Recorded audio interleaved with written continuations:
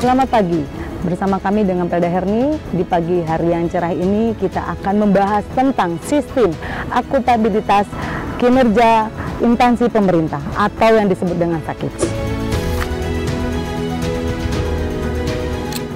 Akuntabilitas kinerja adalah perwujudan kewajiban suatu instansi pemerintah untuk mempertanggungjawabkan keberhasilan ataupun kegagalan pelaksanaan program dan kegiatan yang diamanatkan oleh para pemangku kepentingan dalam mencapai misi organisasi dengan target atau sasaran kinerja yang ditetapkan melalui laporan kinerja instansi pemerintah yang disusun secara periodik.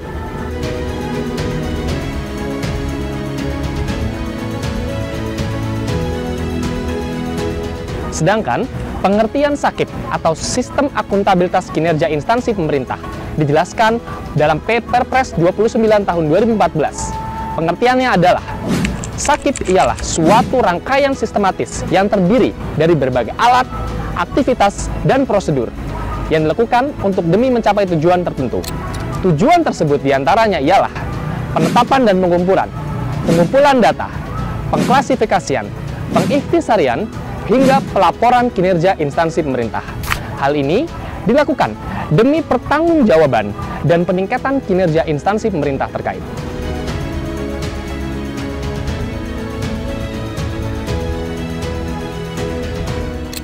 Adapun penyelenggaraan SAKIP meliputi 1. Rencana strategis, 2. Perjanjian kinerja, dan ketiga, pengukuran kinerja. Yang keempat, pengelola data kinerja. Dan yang kelima, pelaporan kinerja. Dan yang keenam, review dan evaluasi kinerja.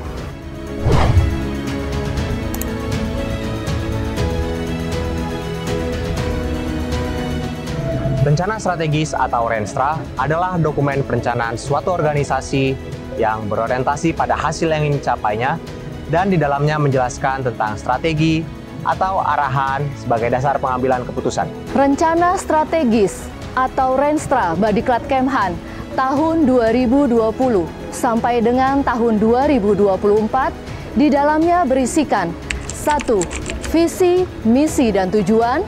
2. Arah kebijakan, strategis, kerangka regulasi, dan kerangka kelembagaan. 3. Target kinerja dan kerangka pendanaan.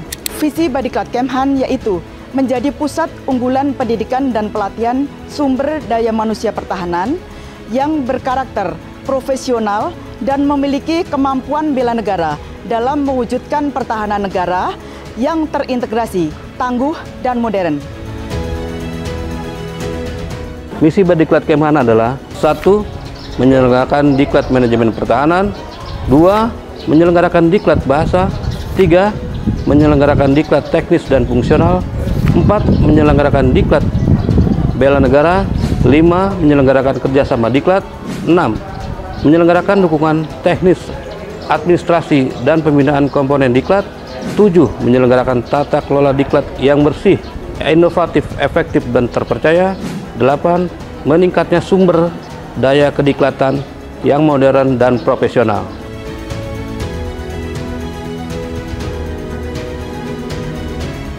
Ada dua tujuan strategis Badiklat Kemhan tertuang dalam Renstra Badiklat Kemhan tahun 2020-2024. Yang pertama, meningkatkan pendidikan secara terencana, terukur, dan berkesinambungan, dan bertujuan untuk pembangunan sumber daya manusia yang profesional, adaptif, dan responsif terhadap dinamika perkembangan lingkungan strategis. Yang kedua, mewujudkan tata kelola Badiklat Kemhan yang baik, bertujuan untuk mencegah terjadinya penyalahgunaan anggaran, korupsi, dan menjamin akuntabilitas pengelolaan anggaran.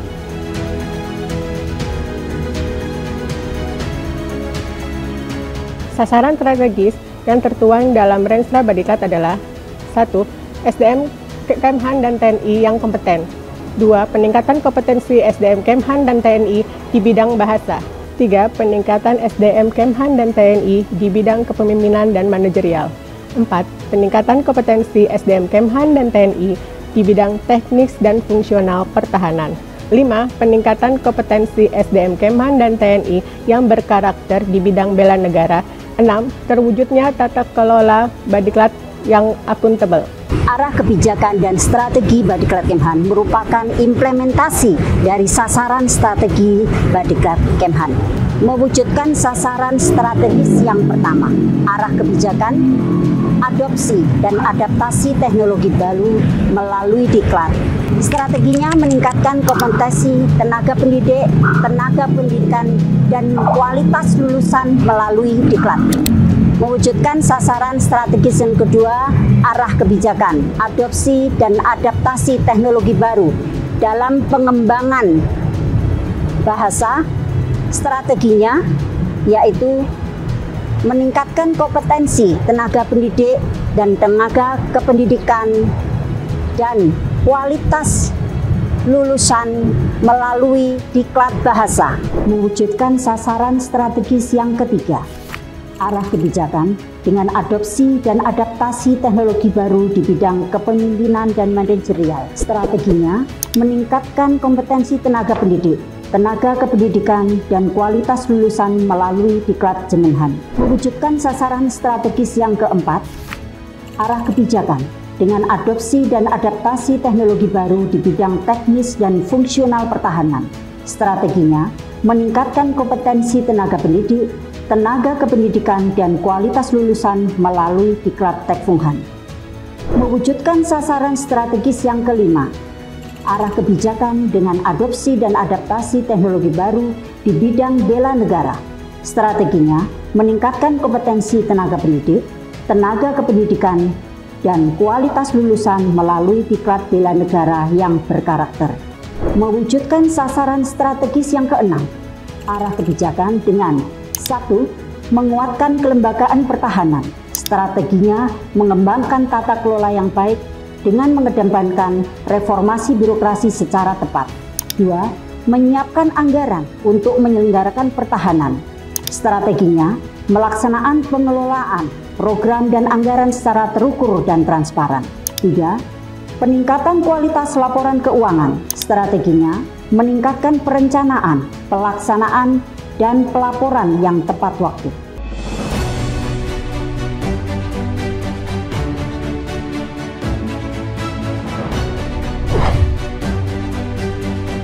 Perjanjian kinerja adalah lembar atau dokumen yang berisikan penugasan dari pimpinan instansi lebih tinggi kepada pimpinan instansi yang lebih rendah untuk pelaksanaan program atau kegiatan yang disertai dengan indikator kinerja.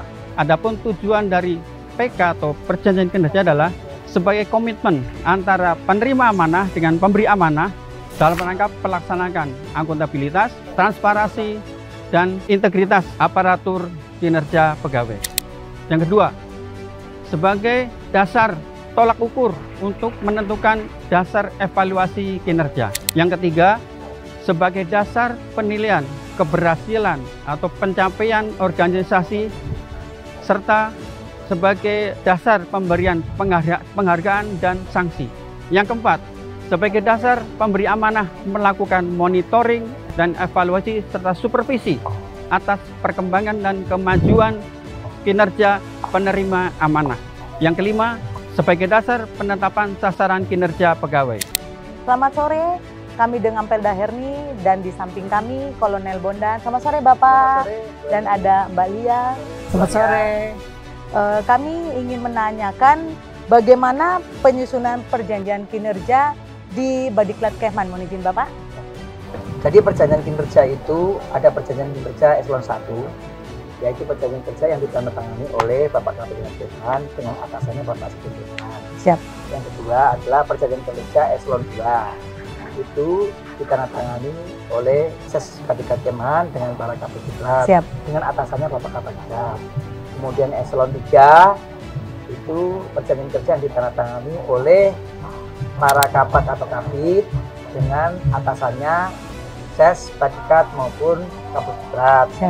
Kemudian perjanjian kerja eselon 4 ditandatangani oleh para kasubag dan kasubdit dengan atasannya para kapat dan kapit. Oh, siap izin. Mohon izin Kabak, kapan waktu dilaksanakannya penyusunan perjanjian kinerja di Badiklat Kemhan ini Kabak? Jadi penyusunan perjanjian kinerja itu ditandatangani setelah suatu instansi mendapatkan pelaksanaan anggarannya atau TIPA. Biasanya waktunya 1 bulan setelah disahkannya anggaran untuk atau TIPA untuk satu tersebut. Biasanya ditandatangani pada awal tahun misalnya. Mohon izin Kabak, apakah perjanjian kinerja dapat direvisi dan dalam kondisi apa saja perjanjian kinerja itu dapat direvisi? Ya. Perjanjian kinerja itu dapat dirubah atau direvisi ada beberapa hal ya. Pertama itu karena ada pergantian atau mutasi dari pejabat, itu biasanya dilaksanakan revisi perjanjian kinerja. Yang kedua adanya perubahan prioritas. Yang ketiga adalah adanya perubahan dalam strategi yang mempengaruhi tujuan organisasi.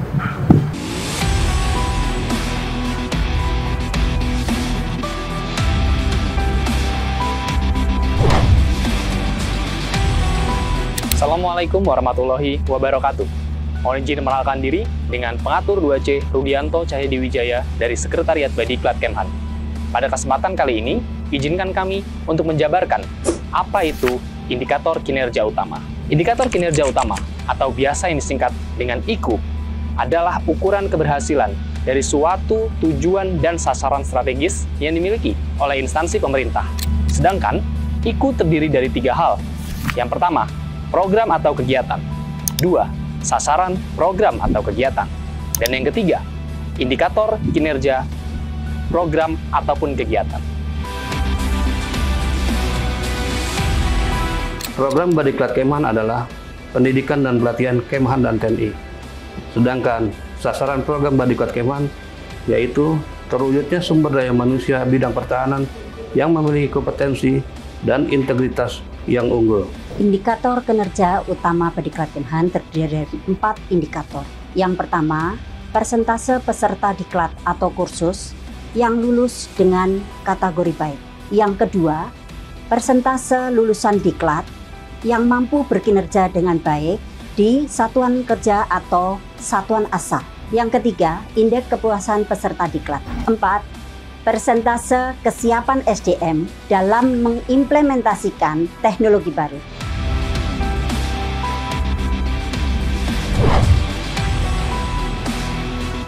Rencana kerja atau biasa disingkat Renja adalah dokumen perencanaan kementerian lembaga yang disusun untuk periode 1 tahun sesuai dengan tugas dan fungsi kementerian atau lembaga itu sendiri.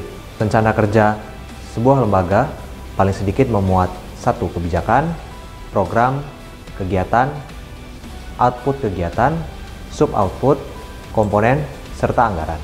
Dalam penyusunan Renja diawali dengan penyusunan rancangan awal Renja, kemudian rancangan Renja, dan pada akhirnya produk akhir dari proses tersebut adalah rencana kerja.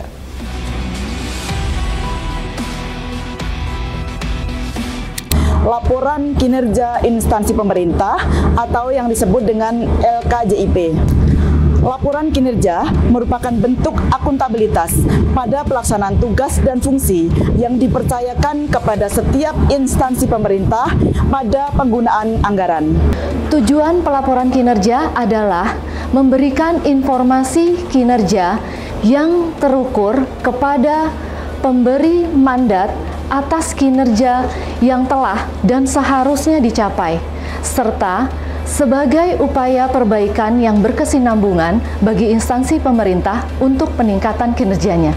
Laporan kinerja berisikan yang pertama uraian singkat organisasi, yang kedua rencana dan target kinerja yang telah ditetapkan, yang ketiga pengukuran kinerja, yang terakhir yang keempat evaluasi dan analisis kinerja untuk setiap sasaran strategis atau hasil program kegiatan dan kondisi terakhir yang seharusnya terwujud.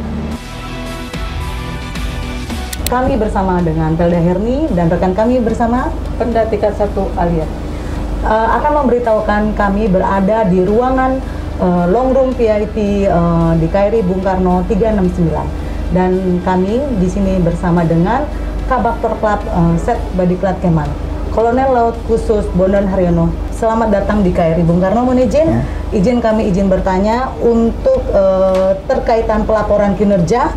Kira-kira kapan penyampaian laporan kinerja tersebut, mohon izin? Jadi laporan kinerja itu disusun pada akhir tahun. Siap, izin. Dan dilaporkan kepada satuan atas pada awal tahun. Siap. Disusun berdasarkan perjanjian kinerja yang telah ditetapkan. Siap. Seperti itu. Mohon izin Bapak, di dalam laporan kinerja sudah pasti ada pengukuran kinerja. Yang ingin saya tanyakan, apa ini maksud dengan pengukuran kinerja itu, Bapak? Jadi pengukuran kinerja itu adalah membandingkan antara kinerja yang terjadi dengan kinerja yang diharapkan. Itu pengukuran itu dilaksanakan secara periodik, baik secara triwulan maupun juga secara tahunan. Demikian. Izinkan kami untuk memperkenalkan juga menjelaskan terkait pengertian dari review laporan kinerja serta tujuan dari review laporan kinerja. Apa itu review laporan kinerja? Review laporan kinerja ialah penelaahan atas laporan kinerja untuk memastikan bahwa laporan kinerja menghasilkan informasi kinerja pemerintah yang andal dan akurat. Lantas, apa tujuan dari review laporan kinerja? Tujuan yang pertama ialah membantu berjalannya sistem akuntabilitas kinerja instansi pemerintah. Tujuan yang kedua ialah memberikan keyakinan terbatas mengenai keabsahan data, keakurasian data terkait sistem akuntabilitas kinerja instansi pemerintah.